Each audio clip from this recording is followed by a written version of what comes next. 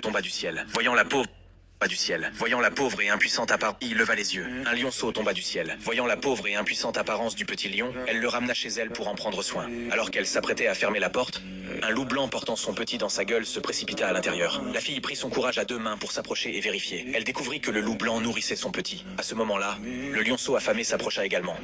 Il se blottit contre la mère louve. Mais, contre toute attente, la louve ne rejeta pas le petit lion. En voyant cette scène pleine de tendresse, la fille décida officiellement de les adopter. Après quelques jours de cohabitation, les deux petits devinrent les meilleurs amis du monde, jouant et gambadant joyeusement chaque jour. Bientôt, les deux petits grandirent et devinrent de grandes créatures.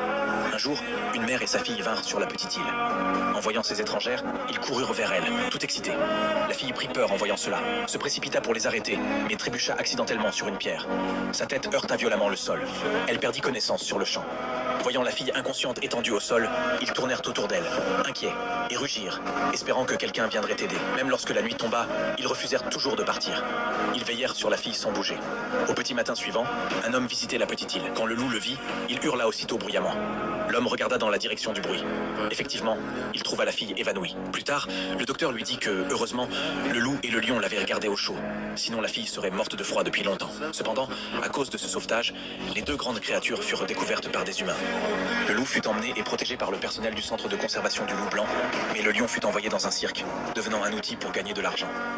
Après son réveil, la fille fut très inquiète pour eux. Elle quitta donc l'hôpital immédiatement afin de partir à leur recherche.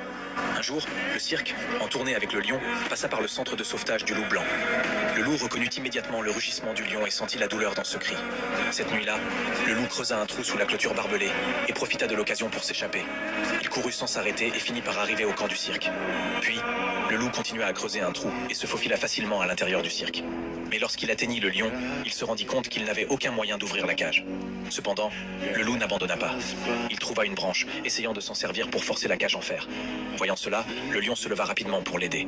Cependant, la branche fragile ne pouvait rivaliser avec la solide cage en fer. Finalement, ils alertèrent le chef du cirque. Le loup se cacha rapidement à proximité.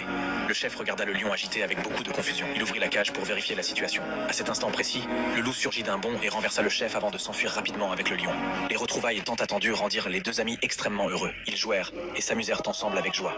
Ensuite, ils suivirent les odeurs restantes dans la forêt, cherchant sans relâche la direction de leur foyer. Pendant ce temps, la fille n'abandonna jamais et ne cessa de chercher. Elle demanda sans relâche jusqu'à finalement retrouver leurs traces. Les retrouvailles tant attendues les comblèrent de bonheur. Ils couvrirent leur maîtresse de baisers, comme pour exprimer toute leur affection et leur manque. Les émotions vraies et sincères peuvent transcender les espèces. Entre deux animaux qui auraient dû être des ennemis naturels, naquit la plus grande des amitiés. Et tout cela vient de l'amour.